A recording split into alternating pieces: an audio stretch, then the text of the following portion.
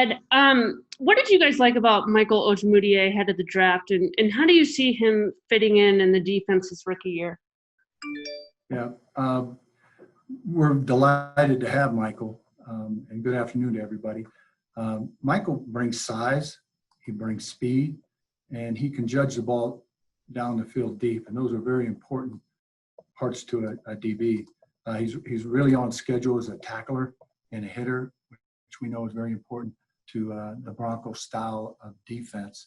How he fits in, we want him to do as much as he can as a rookie, and time will only tell that. What I can tell you is he's really, really in the top part of the class as far as his learning curve. He's picked up our scheme in a virtual sense, and about as good as you'll find in a rookie. So he's off to a good start. We're just really eager to get him on the field and get started coaching him in a physical sense.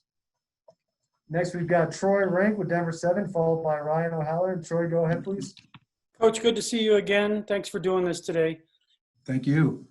What is the expectation for Jarrell Casey? I mean, 5-time Pro Bowler, but he is getting up there a little bit in age. What can we expect? What do you expect out of him year one? Yeah, well, this is a great veteran in our league, and he's been a great interior player, but he adds to the pass rush, and that's really important to us. And to give us that push up inside with the edge rushers we have, that's very valuable. Ryan O'Halloran, the Denver Post, followed by Mike Kliss. Ryan, go ahead, please. Hey, Ed, I wanted to ask you about A.J. Boye. When you evaluated his tape, what did you see that made you a good fit for the Broncos? Well, he plays in the outside lanes, and he brings size and length. Very instinctive player, been very productive over the years, and he's really fit in well with our group. And we didn't know that till after we got him, but he's fit in these virtual settings. He played with Kareem Jackson at Houston, and he's a guy just pouring his heart out to the Broncos. And Ed, I want to follow up on one more corner, Bryce Callahan. How engaged has he been this offseason, and what do you expect from him if he's healthy? Yeah. First of all, on the medical side, he's ready to go. He's running full speed. He'll be right in our camp and ready to go. And he's been totally engaged. I can speak that there's just been a great turnout with our players, and we've had to look for new ways to teach, and it's been fun. We've really had a blast figuring this out, and we just had to seek out from other people on how to reach people in these settings. But it's all been very, very positive. And our players, they've really met us at this point. Next, we've got Mike Kliss with 9 News, followed by Andrew Mason. Mike, go ahead, please. Yeah, Coach, how you doing? Doing great, thanks. All right. Normally at this time of year, we'd ask you something like, who impressed you in OTAs? Absent that, I mean, is there a way that anybody impressed you during their virtual meetings? The answer is yes, but there's two parts of this. First of all, we're teachers. We're not professors, and we want to get everybody to be an A student, or at least a B student. So what I can tell you is we have everybody where they'll have all the tools they need when they hit the field. But no, we can't tell you how it would be physically. But we've just created ways to use film and create interaction and have them talking to each other. It's a very big plus. This is going to help us when people are away from us in the future, and it's going to help us adapt. So it's hard to put somebody ahead of somebody. This is the game of football, and even in a normal year, everything we do to this point, there's one other piece, and it's called when you put on the pads and you start running into each other and making tackling, avoiding tackling, breaking tackles. And we don't know that piece, and we don't ever know that piece at this point. So there's a lot that remains to be seen. Next, we've got Andrew Mason with DNVR, followed by Jeff Legwold. Andrew, go ahead, please. And good to see you on here. I want to ask you about a couple of the draft picks, McTelvin Agim and Justin Stranad. What did you like about those two guys in particular to fit in what you're trying to do? Yeah, and really it goes all the way through our personnel department with Coach Fangio, John Elway, Matt Russell.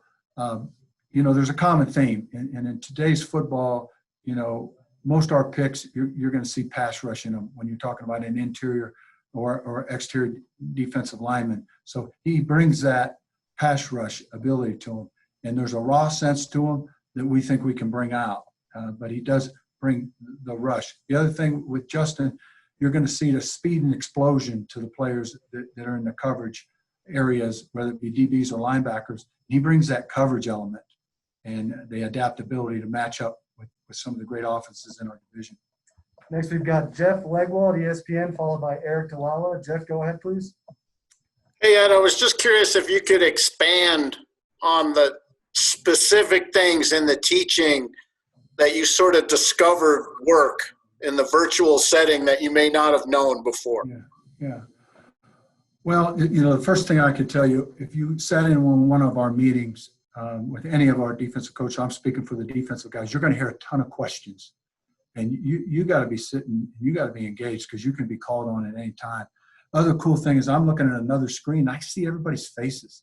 And it's easier to see, 15 or 20 faces than if you're looking around a room. So that's an advantage. And we can read if they're engaged and if they're learning. You can feel that as a teacher. But like just different coaches have found different advantages. Like Ronaldo Hill went and found a learning tool called Prezi online. And bam, it just makes it more interesting. Things are popping in and off the screen. We're engaging guys. Then Chris Beek went out and found, what is it called? Kahoot. And we found ways to develop different kinds of quizzes to create the interaction. These guys are still being upheld to a high level of learning to get them ready. And we're just creating interaction. This also was a time, where everybody in our country is healing. Everybody missed their work. You guys missed each other. We missed seeing you guys. This was a time they could get on that screen and kind of, cut it up a little bit and have some fun. We had themes, one theme is who's your favorite music artist? If you had to listen to one the rest of your life, you put that in your background. That created dialogue about each other and so forth. So we had some fun with it along the way too. Could you say in the big picture, it worked better than maybe you had imagined it would when you first sort of decided it was going to go that way? Yeah, absolutely. I really look forward to it. And it just made us think of new ways. You'd have to ask the players, but I think they appreciate it. I think this could be part of the future, at certain times to start off with a virtual setting.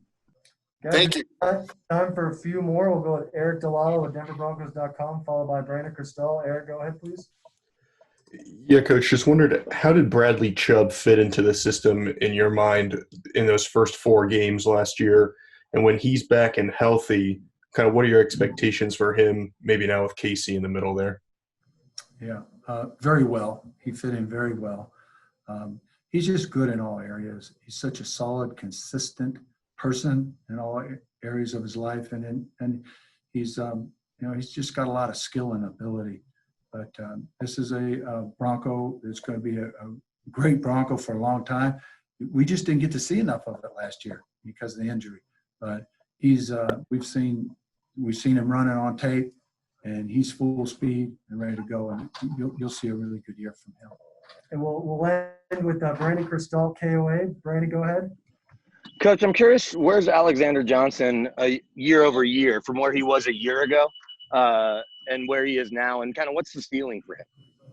Yeah, well, he's sure in a better place because we didn't know much about him. He was a depth player, kind of fighting his way onto the roster at this point last year. And he made the most of his opportunity. He got in there and played, and we found a role for him and a way to feature his style. And he kind of brings that roughneck element to our defense. So we really like where he is. He's I don't know how to explain it, but he's way ahead of where he was because he's got a major role on this team right now.